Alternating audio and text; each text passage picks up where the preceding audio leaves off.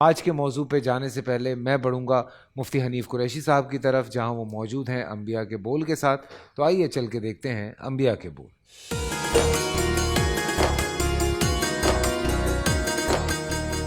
بسم اللہ والصلاۃ والسلام علی رسول اللہ۔ معزز ناظرین و سامعین، آج کے ہمارے سلسلہ انبیاء کے بول میں ہم ذکر کریں گے حضرت ابو الانبیاء سیدنا ابراہیم خلیل اللہ علیہ السلام کا۔ حضرت ابراہیم علیہ السلام کا تذکرہ قرآن مجید کے اندر 69 ٹائم 69 مرتبہ ہوا ہے۔ قرآن مجید کی 25 صورتوں میں آپ کا ذکر مبارک آیا ہے۔ حضرت ابراہیم علیہ السلام کو ابو الانبیاء کہتے ہیں۔ اس کی وجہ یہ ہے کہ اکثر انبیاء آپ کی اولاد میں سے، یعنی حضرت سیدنا اسحاق علیہ السلام اور حضرت سیدنا اسماعیل علیہ السلام، یہ آپ کے بیٹے ہیں، اور اکثر انبیاء ان دو نبیوں کی اولاد میں سے ہوئے ہیں۔ اور ہمارے پیارے آقا سرور انبیاء صلی اللہ تعالیٰ علیہ وآلہ وسلم حضرت سیدنا اسماعیل علیہ السلام کی اولاد میں سے ہیں۔ حضرت ابراہیم علیہ السلام کے والد گرامی کا نام طارق ہے، اور آپ کا شجرہ اگر ہم دیکھیں تو یوں آئے گا: آدم کے بیٹے شیس ہیں، شیس کے بیٹے یانس ہیں، یانس کے بیٹے قینان ہیں، قینان کے بیٹے میلائیل ہیں، میلائیل کے بیٹے یارد ہیں، یارد کے بیٹے ادریس ہیں، ادریس کے بیٹے متوشع، متوشع کے بیٹے لمک نیک نام، لمک نیک نام کے بیٹے نوح، نوح کے بیٹے سام، سام کے بیٹے زلحاد، زلحاد کے بیٹے شالح، شالح کے بیٹے عابر، عابر کے بیٹے تاتا، تاتا کے بیٹے راوا، راوا کے بیٹے سارو، سارو کے بیٹے ناخور، ناخور کے بیٹے تاریخ، اور تاریخ کے بیٹے ابراہیم خلیل اللہ علیہ السلام۔ حضرت ابراہیم علیہ السلام کے والد کے طور پر آزر کا نام لیا جاتا ہے، تو اس کو درست کر لیجئے کہ آزر حضرت ابراہیم علیہ السلام کا والد نہیں تھا بلکہ آپ کا چچا تھا۔ اس کی وجہ یہ ہے کہ ہمارے نبی پاک کا جو نسب مبارک ہے، حضرت ابراہیم علیہ السلام اس نسب میں آتے ہیں، اور خود نبی پاک صلی اللہ علیہ وآلہ وسلم نے فرمایا کہ حضرت آدم علیہ السلام سے لے کر میرے بابا حضرت عبداللہ تک اللہ نے مجھے پاک باپوں سے پاک رحموں میں منتقل کیا ہے۔ تو ایک جو آزر ہے وہ بلا شک و شبہ مشرک تھا، بت پرست تھا، تو اگر وہ حضرت ابراہیم علیہ السلام کا والد مانا جائے تو اس سے پھر نبی علیہ السلام کی وہ جو حدیث ہے اس کا انکار آئے گا کہ آپ نے فرمایا کہ میرا جو نور مبارک ہے یہ پاک باپوں سے پاک ماؤں کے رحموں میں منتقل ہوا، تو تاریخ مشرک ہے اور مشرک پاک نہیں ہے۔ انما المشرکون نجس، مشرک نجس ہوتے ہیں، لہٰذا یہ ماننا پڑے گا کہ کوئی ایسا شخص کہ جو نجس ہو وہ نبی علیہ السلام کے شجرہ طیبہ میں نہیں آ سکتا، لہٰذا تاریخ ہی حضرت ابراہیم علیہ السلام کے والد ہیں، اور وہ صاحب ایمان و صاحب ایقان تھے۔ آپ کا لقب ابو الانبیاء اور خلیل اللہ ہے، اور قرآن مجید برہان رشید کے اندر حضرت ابراہیم علیہ السلام کی ذات والا صفات کے متعلق بہت سارے قصص اور واقعات کو ذکر کیا گیا ہے، اور بہت سارے آپ کے معجزات کا ذکر بھی قرآن مجید میں موجود ہے۔ حضرت سیدنا ابراہیم علیہ السلام جب آپ کی ولادت باسعادت ہوئی تو اس سے قبل نمرود بادشاہ، یہ اس کا دور ہے جب حضرت ابراہیم کی ولادت ہو رہی ہے، تو نمرود بادشاہ کو بہت سارے نجومیوں نے یہ خبر دی کہ ایک ایسا بچہ اس سال پیدا ہوگا کہ جو تیری حکومت کو ختم کر دے گا اور تیرے ان بتوں کو توڑ دے گا اور تیرے لیے حکومت میں مشکلات پیدا کرے گا۔ چنانچہ نمرود نے حکم دیا کہ اس سال میں پیدا ہونے والے بچوں کو قتل کر دیا جائے۔ حضرت سیدنا ابراہیم علیہ السلام کی والدہ نے آپ کو ایک غار کے اندر ان کی پرورش کی، اور اللہ کا کرنا عام بچوں کی بنسبت حضرت ابراہیم علیہ السلام کا گروتھ اور آپ کی بڑھوتری یہ عام نارمل حالات سے زیادہ ہوئی۔ 15 ماہ کے بعد حضرت سیدنا ابراہیم علیہ السلام کی والدہ ان کو غار سے باہر لے کر آئیں، تو یہ محسوس نہیں ہوتا تھا کہ یہ 15 ماہ کے ہیں، بلکہ زیادہ عمر کے محسوس ہوتے تھے، اور یہ اللہ وحدہ لا شریک کی ایک تدبیر تھی کہ جو حضرت ابراہیم علیہ السلام کی زندگی مبارکہ کو بچانے کے لیے تھی۔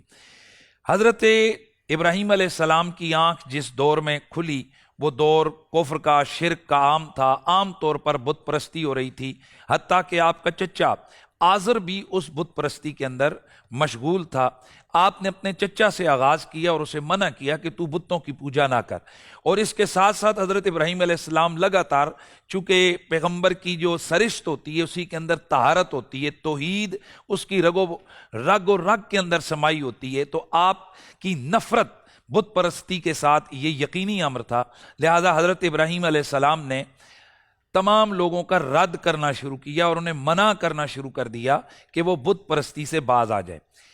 एक वाक़या बड़ा ज़बरदस्त है कि हज़रत इब्राहीम अलैहिस्सलाम की कौम, उनका ये मामूल था कि साल के बाद उनके यहाँ एक मेला लगता, एक ईद का सा समा होता, और वो लोग जंगल में जाते और जाते हुए अपने खाने वगैरह अपने बुतों के पास छोड़ के वो जंगल में चले जाते और जंगल में लाओ लाभ में मशगूल होते। शाम को वापस आते तो वो आकर बुतों की पूजा करते और फिर वहाँ पड़ा हुए खाने को बतौरे तबर्रुक के वो इस्तेमाल करते। चुनांचे जब इस ईद के मौका पर या इस मेले के मौका पर हज़रत इब्राहीम अलैहिस्सलाम को वो साथ ले जाने लगे तो अल्लाह के नबी हज़रत इब्राहीम अलैहिस्सलाम ने ऊपर आसमान की जानिब देखा, गोया कि आप कुछ अंदाज़ा लगा रहे हैं, और आपने फरमाया कि इन्नी सकीम, मैं तो बीमार होने वाला हूँ। फ़नज़रा नज़रतन फिन नजूम, सितारों को देखा, फ़क़ाल इन्नी सकीम, तो फरमाया मैं तो बीमार होने वाला हूँ। चुनांचे आपकी कौम ये समझ कर के आप अलील हैं, वो चली गई। पीछे हज़रत सैयदना इब्राहीम अलैहिस्सलाम उनके बुत कदे में तशरीफ़ ले गए और वहाँ जो बुत थे उनके सामने पड़े हुए खाने को उठाया और उठाकर उनको कहा कि ये इसको खाओ। वो उन्होंने खाया कोई नहीं। फिर हज़रत इब्राहीम अलैहिस्सलाम ने उनसे पूछा, मा लकुम अल्ला तंतिकून, क्यों, क्या हुआ तुमको, अल्लाह ताकुलून, तुम खाते नहीं हो, वमा लकुम ला तंतिकून, बोलते नहीं हो। ना वो खा रहे, ना वो पी रहे, ना वो बोल रहे हैं। चुनांचे हज़रत इब्राहीम अलैहिस्सलाम ने वहीं पे पड़ा हुआ एक बसोला, एक बड़ा कुल्हाड़ा उठाया और उससे उनको तोड़ना और मारना शुरू कर दिया, यहां तक कि तमाम बुतों को तोड़कर वह कुल्हाड़ा एक बड़े बुत के कंधे पर रख दिया। जब शाम का वक्त हुआ उनकी कौम वापस आई और उन्होंने आकर अपने इन बुतों को टूटे हुए देखा, किसी का सर नहीं, किसी का बाजू नहीं, कोई ऊंधा गिरा हुआ है।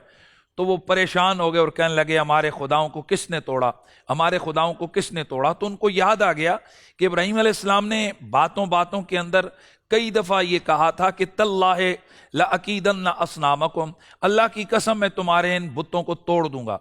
तो उन्होंने कहा, भाई वो उन्होंने ये किया है, उन्होंने किया होगा क्योंकि उन्होंने कसम खाई थी। चुनांचे जब हज़रत इब्राहीम अलैहिस्सलाम को बुलाया गया और आपसे पूछा कि हाँ आपने तोड़ा है, तो अल्लाह के पैगंबर ने फरमाया, मैंने कब तोड़ा है, ये देखो जो तोड़ने वाला आला है, आला कत्ल, ये तो इसके बड़े बुत के कंधे पर है, इससे पूछो इसने तोड़ा होगा। तो कहने लगे, इब्राहीम ये कैसे हो सकता है कि ये बेजान पत्थर का बुत ये बोले और बताए कि इसको किसने तोड़ा है, ये बाकियों को किसने तोड़ा है। अल्लाह अकबर। इब्राहीम अलैहिस्सलाम ने उस बुत कदे के अंदर अल्लाह की तौहीद का पैगाम बुलंद किया और आपने फरमाया, ए नादानो, ए कम अक्लो, बताओ अगर ये जो अपने आप को नहीं बचा सकते, जो खा नहीं सकते, जो बोल नहीं सकते, जो बता नहीं सकते कि इनके साथ ये किसने किया, वो तुम्हारे खुदा होने के काबिल कैसे हैं, वो इबादत के लायक कैसे हो सकते हैं, तुम इनको क्यों कर पूछ सकते हो।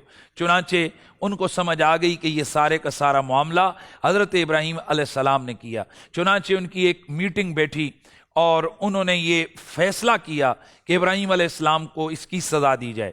और उनके फैसले का भी बड़ा अजीब अंदाज था कि उनके फैसला करने वालों ने कहा कि अगर अपने खुदाओं की मदद करना चाहते हो तो फिर इब्राहीम को सज़ा दो, और सज़ा भी कैसी देनी है, सज़ा भी इनको आग की देनी है। चुनांचे यहाँ सर भी एक चीज़ बड़ी अजीब है कि ये कैसे खुदा हैं, ये कैसों को पूज रहे हैं कि जिनका बदला लेने के लिए लोग खड़े हो रहे हैं और लोगों को, पुजारियों को खड़ा होना है। ये अजीब किस्म के इनके इलाह और खुदा हैं।